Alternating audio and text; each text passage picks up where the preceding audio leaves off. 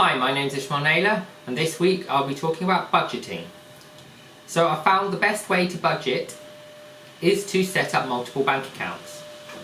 Now, first off, you need to find out your minimum living costs.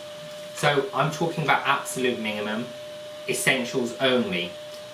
So your normal food bill, this is not including treats like chocolate and ice cream and biscuits. These are not essentials. A lot of people think they are when they do their budgeting. They're not actually essentials.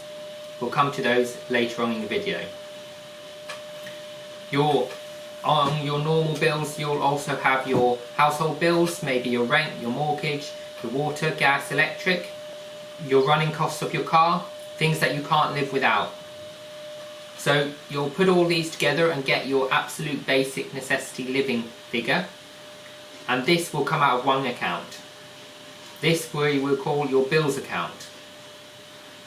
You will then have a second account for save to spend, which will be luxuries. Now luxuries, which are for save to spend, will be stuff like chocolate, biscuits, the upgraded phone, because yes, you do need a smartphone, but you can get smartphones for £80 or £100. You don't need a £1,000 iPhone or Galaxy, the latest model, Samsung or Sony or anything like that. All you need is a basic smartphone that does the basic necessities. So when you're talking about a high-end phone, that's a luxury. This is where you would also add your chocolate, biscuits and all the other sweets and things that would be normally on your food shopping, which are more of a luxurious item. Anything that is not a necessity and that you can live without. Then we'll have your savings account.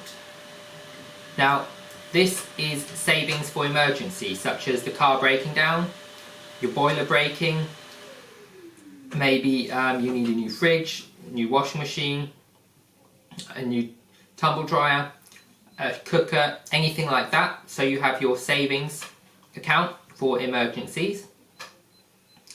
Any unforeseen expense which you must pay. This would be your third account. So your fourth account you would have for education purposes. So this will help you learn and develop as a person. This could be towards your ideal career goal. It could be towards just general hobbies, anything that develops you. I use this account for various books and training courses. So I use it for motivational books and self-development books. Then you have your investment account. Now your investment account will be just like it says. It will be for investment. So you'll put money aside to this account. When you have enough, you'll invest it in whichever commodity or whichever thing you prefer. Obviously, as this is a property channel, this is where I'd be getting the deposits for the various property strategies. You could use your investment for buying gold or any stocks or shares, invest it in whatever you think is good at the time, or whatever you prefer as an investment strategy. Whatever you do with your investment account, make sure you do plenty of research and you get someone who knows, if you don't know, who knows a lot about the industry, who will make sure that you don't end up investing it badly and losing the money. You need to make sure it's a safe investment. You can go to more high return, riskier investments later on once you have safe investments making money. Now I would suggest all the money that you get from your return on investment, you reinvest. The reason being is this is what it says in The Richest Man in Babylon, an extremely good book. It says make sure your money works for itself and keeps working and working. Don't take the money out and start using it in your everyday spending. You could split it between all the accounts and reinvest a small proportion, but I would suggest you reinvest absolutely everything, because the fact that you can save money to put into this account every month means that you have enough money to live, and therefore reinvesting it until you have enough income where it's making enough money to live off and replace your other income, I would not suggest taking money out of it. So that's my personal view on the investment account. I believe it's the best account and the most important account. And finally, we have our fun account.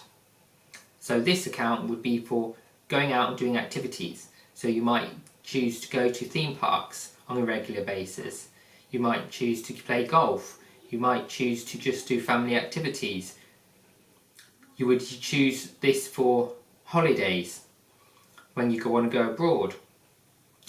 But I would suggest you do at least something, use the money out of the fun account if possible, assuming you can get enough money in the account. Obviously it depends on your budget, but if possible you want to do something every other week out that is fun and exciting and you enjoy, because this is very important that you, after all the effort of going through all the savings and sorting out your finances, you still have money aside for fun. So to summarise, you have your normal account for bills, which ideally, best case scenario, well, you want this to be the lowest percentage possible, but it's likely to be more like 80 to 90% of your income. And then personally, I split all the rest evenly.